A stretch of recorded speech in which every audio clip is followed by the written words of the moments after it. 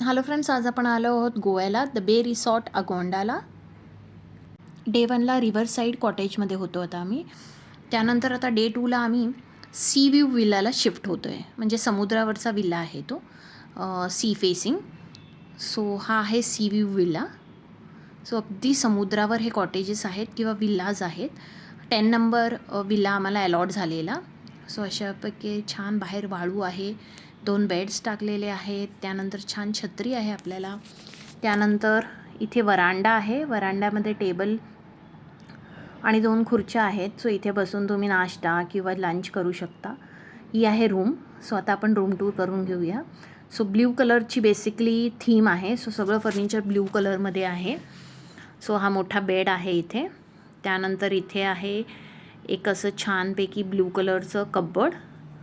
त्यानंतर शिडी दिली आहे, त्याच्यावर टॉवेल्स अँड नॅपकिन्स दिलेले आहेत. एक मोठा मिरर आहे. त्यानंतर जसं मी सांगितलं, हा मोठा बेड आहे ज्यावर 3 लोक आरामात झोपू शकतात. साईडला आहे स्टडी टेबल. सो इथे एक टेबल आणि खुर्ची आहे. त्यानंतर आहे चेस्ट ऑफ ड्रॉवर्स. सो एक मोठा शोपीस ठेवलेला आहे. त्यानंतर चेस्ट ऑफ ड्रॉवर्स आहेत. इथे इलेक्ट्रिक केटल आहे आणि बिस्लरीच्या 2 बॉटल्स आहेत. फोन आहे. मेनू कार्ड आहे हॉटेलचं. त्यानंतर जे युनिक त्यांचं बाथरूम आहे ते आहे हे. सो ओपन एअर बाथरूम आहे. छान वाळू आहे, मध्ये झाडी आहेत. असं छान मोकळं आकाश आपल्याला दिसतं.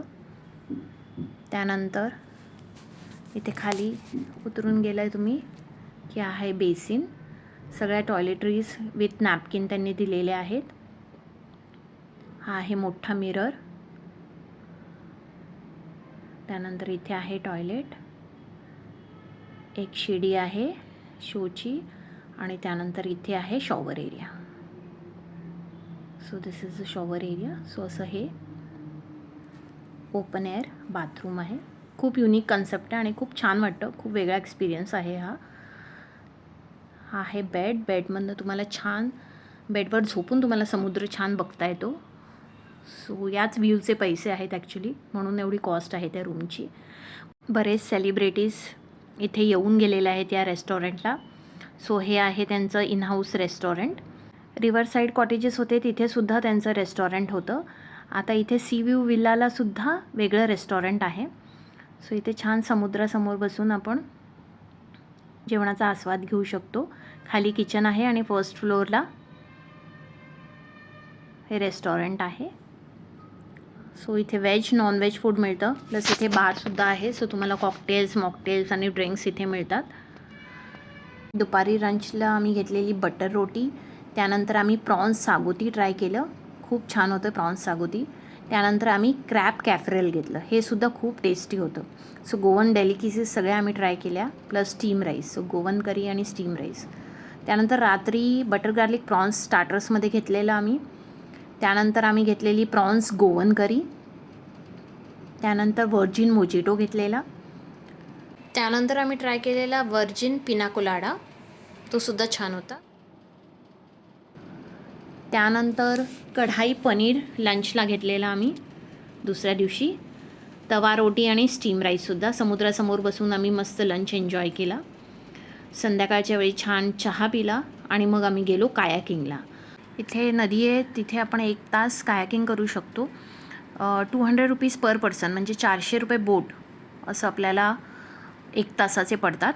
सो छानपैकी आम्ही मस्त नदीमध्ये ही कायाकिंग केली. खूप वेगळा एक्सपिरियन्स होता. आम्ही फर्स्ट टाईम केलेलं.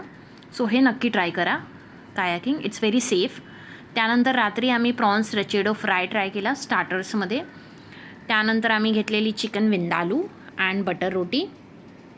त्यानंतर डेझर्टमध्ये सिझलिंग ब्राउनी आईस्क्रीम आम्ही ट्राय केलं. सो हा स्टे खूप छान होता. हा आहे संध्याकाळचा व्ह्यू. रिव्हरसाईड कॉटेजसुद्धा खूप छान होती. ही आहे riverside cottage. Even sea view विल्लासुद्धा खूप छान होता. फूड चांगलं आहे, रेस्टॉरंट खूप चांगलं आहे, रिसॉर्ट खूप छान आहे, स्टाफ हंबल आहे. सो नक्की ट्राय करा जर तुम्ही साऊथ गोव्याला असाल. द बे रिसॉर्ट अगोंडा बीच.